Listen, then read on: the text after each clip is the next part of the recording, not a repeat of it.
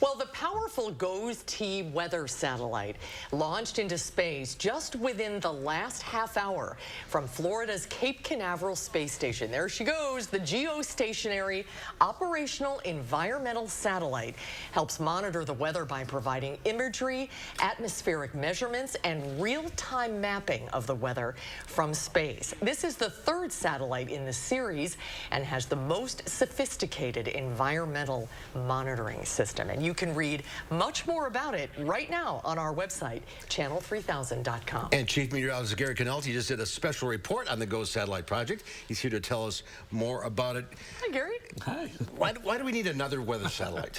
Well, this one actually is going to replace the operational satellite that covers the Pacific Ocean. The one that's there now was actually the last one launched, and they found there was a problem. There was a problem with the cooling system on there. So some of the data is not as good as it needs to be. So basically, they made the changes with this satellite to fix the problem, launched it today, and then once it checks out and everything, it'll replace the existing satellite. The existing one will be moved slightly over in orbit and put into a backup mode. So it could still be used if necessary. But again, these satellites have a limited lifespan, 10 to 15 years usually. So this one was just kind of going to be put into position a little earlier than normal. And this is exciting because the University of Wisconsin has a big connection with this project. Yeah, like I said in my story, the big thing is, I mean, the development of the satellites. So, I mean, right now they're already trying to plan for the next generation of satellites that'll be launched in the 2030s. So the technology has to be invented first before they can even launch the satellite.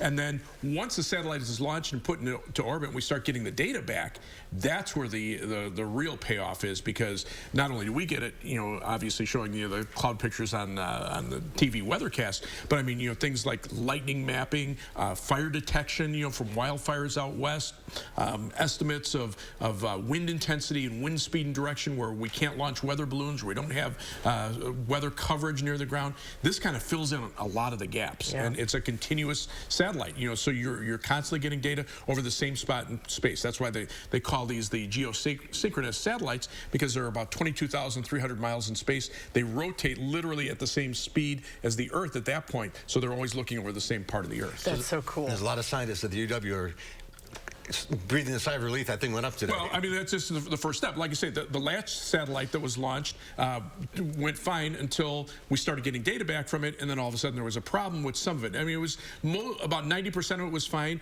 but there were times of the day where it would overheat, and so some of the data was not to the quality that they could use it, and they kind of worked around it and did some things to try to fix it. But you know, once it's out in space, you can't go out and fix it. You don't send the repairman that may take repairman's not going up there. Will this give you other kinds of weather information that you haven't been able to receive before this? Well, like you say, this is kind of a replacement.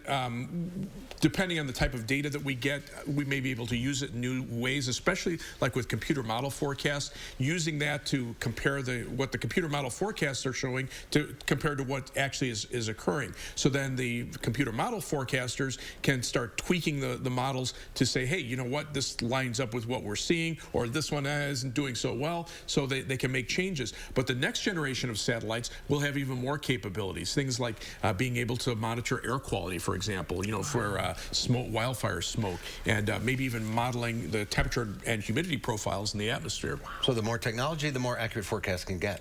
That's the plan, and you know, since we've launched these satellites back in the late 60s and early 70s, I mean, each generation of satellite gives us more and more information and much higher quality. And now we get satellite pictures every 30 seconds, you know, when the storms are developing. That's huge.